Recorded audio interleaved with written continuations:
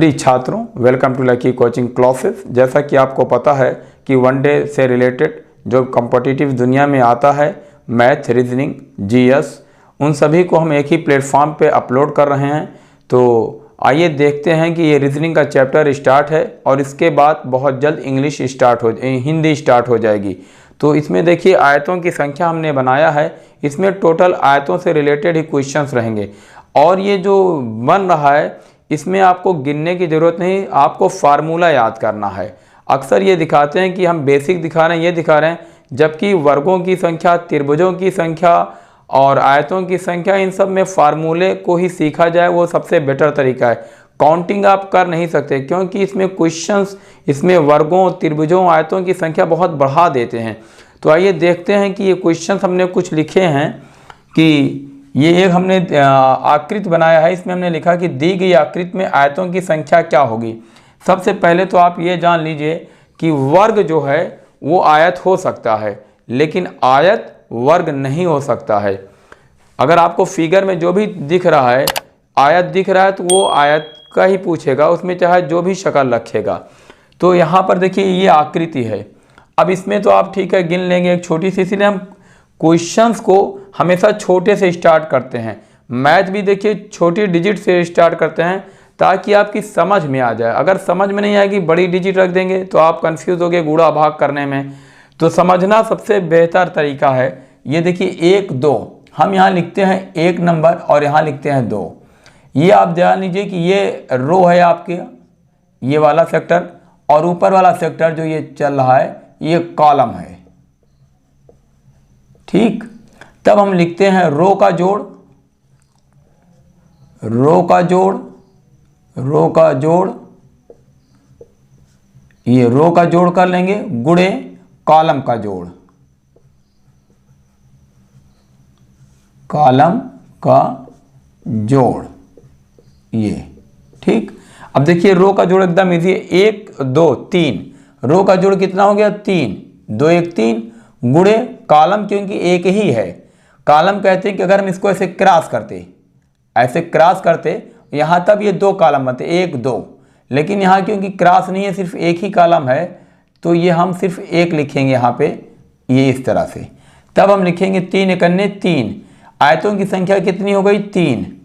अब इसको तो ठीक है आपको दिखा देंगे कि एक आयत ये, एक आयत 2 और ये पूरा एक आयत 3, लेकिन इसमें तरीका जो है वो फार्मूला ही है। रो का जोड़ करेंगे गुणे कॉलम का जोड़ कर देंगे, एकदम आंसर आ जाएगा, चाहे जितना बड़ा डिजिट होगा। दूसरा क्वेश्चन देखते हैं। यहाँ पर दिया है दी गई आकृति में आयतों की संख्या कितनी है, ये।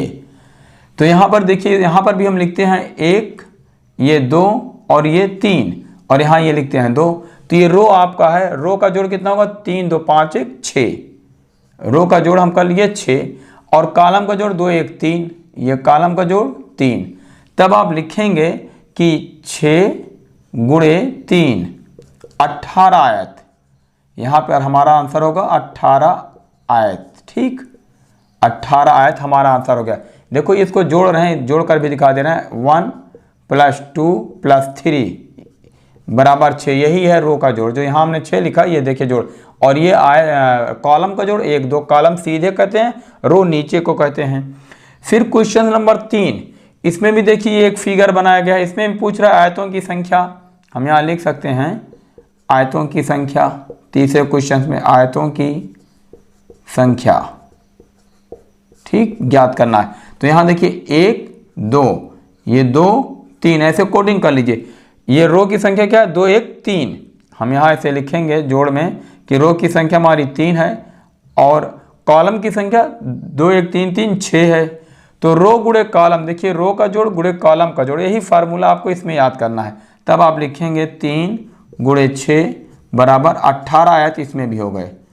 देखिए यहाँ पे रो ज़्यादा था 3, यहाँ पे, लेकिन फर्क नहीं आएगा क्वेश्चन में, इसीलिए दोनों क्वेश्चन को एक जगह हमने रख दिया।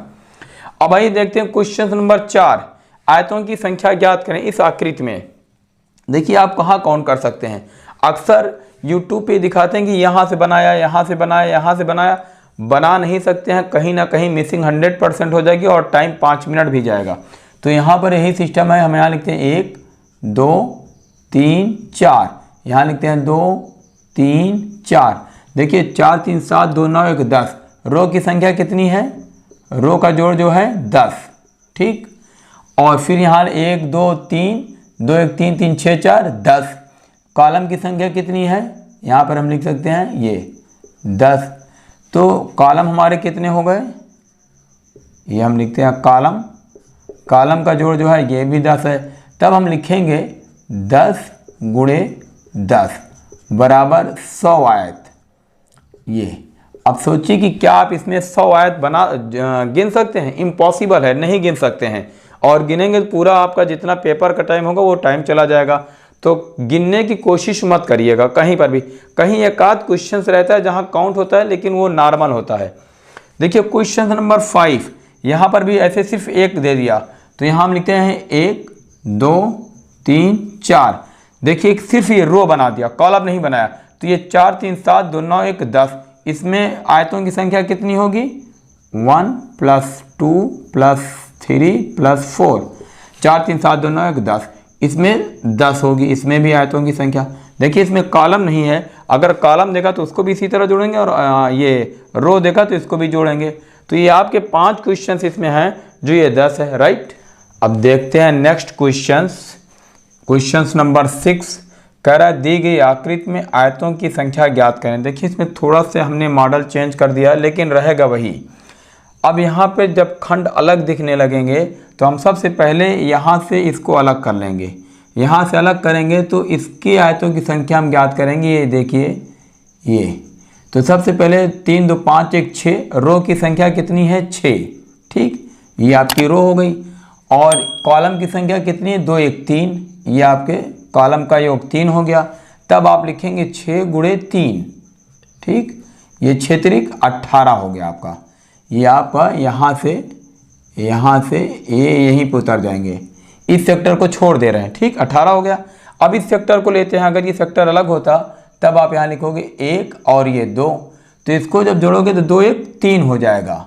इसका योग जो है आपका ये वाले का योग 3, ये भी रो है, तो 1 2 2 1 3, तब आप इसी को जोड़ दोगे 18 3, ये 18 2 20 21, इसमें आयतों की संख्या आपकी हो गई 21 आयत।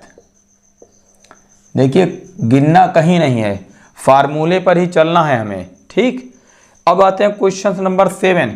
देखिए सबसे पहले ये कॉलम आया, हम इसकी काउंटिंग करते हैं। ये रो है, ये 1 ये 2 ये 3 ये 4, इसको जोड़ते हैं 4 3 7 2 9 1 10। हमारी रो की संख्या कितनी हो गई, रो का जोड़ हो गया 10, ठीक। अब आते हैं इस सेक्टर को लेते हैं, 1 ये 1 है, ये 2 है, तो 2 1 3, इस सेक्टर का जोड़ 3 हो गया।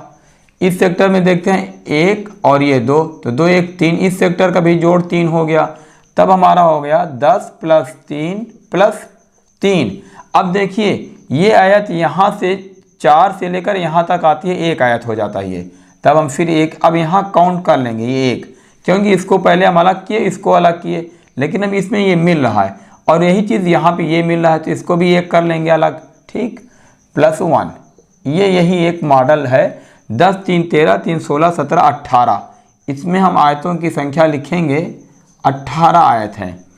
पहले रो को जोड़ लेते हैं, फिर इस रो और कॉलम को जोड़ लेते हैं, फिर इस रो कॉलम को जोड़ लेते हैं, फिर यहाँ से ये पूरा सेक्टर आपको लेकर एक ये हो जाएगा और एक ये, यही 2 एक्स्ट्रा आ जाता है। तब ये 10 3 13 3 16 17 18 आयतें होती हैं इस वाले क्वेश्चंस में, ठीक। अब देखिए क्वेश्चन नंबर 8, कह रहा दी गई आकृति में समांतर चतुर्भुजों की संख्या क्या होगी। देखिए यहाँ पर समांतर चतुर्भुज दे दिया है। अगर हम इसको, ये जो तिरछा है समांतर चतुर्भुज का मतलब कि भुजाएं तो बराबर होती हैं लेकिन तिरछा होती हैं, अगर हम इसको सीधा करते हैं तो ये बन जाता है आयत। जहाँ पर भी देगा समांतर चतुर्भुज में कि उसकी संख्या या चतुर्भुजों में संख्या, वो सब आयत काउंट होती है, क्योंकि हमारी जो निकलती है वो वर्ग निकलता है, त्रिभुज निकलता है और आयत निकलता है, यही 3 निकलते हैं, ये जान लीजिए आप। तो अब इसको आप क्या काउंट करेंगे, इसमें हम लिखेंगे आयतों की संख्या ज्ञात करें। हमारा उत्तर होगा इसमें, यहाँ पर क्वेश्चंस भले हमने लिखा कि दी गई आकृति में समांतर चतुर्भुजों की संख्या क्या होगी, लेकिन हम क्वेश्चन को सॉल्व करेंगे आयतों की। तो अब आयतों में क्या लिखेंगे, ये 1 ये 2 ये 3, ये 2 ये 3, तो देखिए 3 2 5 1 6 रो हो गए और गुणे 3 2 5 1, ये 6 कॉलम हो गए, तो 6 गुणे 6 कर देते हैं, ये 36 हमारे समांतर चतुर्भुजों की संख्या क्या होगी, हम लिखेंगे 36। निकालेंगे पूरा आयत ही, इसमें ऐसा नहीं कि हम समांतर चतुर्भुज निकाल रहे हैं आयत, लेकिन हम उत्तर में क्योंकि वहाँ डिजिट दिया रहेगा तो हम लिखेंगे 36 समांतर चतुर्भुजों की संख्या है, राइट। क्वेश्चन नंबर 9 देखिए, यहाँ कह रहा है चतुर्भुजों की संख्या क्या होगी, यहाँ पर भी आयत ही निकलेगा, ये ना सोचिए चतुर्भुज निकलेगा। तो जब आयत निकलेगा तो इसका फार्मूला क्या है, एकदम इजी फार्मूला है, इसमें 1 2 3 और ये 2, 3 2 5 1 6, ये आपकी रो का योग क्या हो गया 6 और कॉलम का योग क्या हो गया 2 1 3। तब आप लिखेंगे 6 गुणे 3 बराबर 18। यहाँ पर भी आपकी आयतों की संख्या 18 है, भले यहाँ लिख रहा है चतुर्भुजों की संख्या, निकाला जाएगा आयतों की संख्या। क्वेश्चन नंबर 10, यहाँ देखिए इस तरह से फिगर बनाया है, यहाँ पर भी पूछ रहा है आयतों की संख्या क्या होगी। तो आयत में क्या है, ये 1 है और ये 2 है और ये 2 है। देखिए यहाँ आयत नहीं बन रहा, ये त्रिभुज है, त्रिभुज से हमसे कोई मतलब, हम इसको काट देंगे और इसको, ये भले इस तरह बना दिया है लेकिन हमारा निकलेगा यहीं से। तो 2 1 3 ये हो गया आपका आयतों रो का योग और 2 1 3 ये हो गया कॉलम का, तो ये 3 त्रिका 9, इसमें आयतों की संख्या जो है ये 9 है। तो आप ये जान लीजिए कि वर्ग जो है आयत हो सकता है, लेकिन आयत जो है वो वर्ग नहीं हो सकता। इस चीज़ को आप माइंड मेकअप कर लें। तो उम्मीद है कि आपको ये जो हम पढ़ाने का सिस्टम हमारा है बहुत ही बेहतर ढंग से पढ़ाया जा रहा है, ताकि वो बच्चे जो अभी स्टार्ट कर रहे हैं वो भी समझ में आ जाए। तो प्लीज़ अगर आप नए हैं तो सब्सक्राइब कर दें और अपने फ्रेंड सर्कल में शेयर कर दें। Thank you for watching.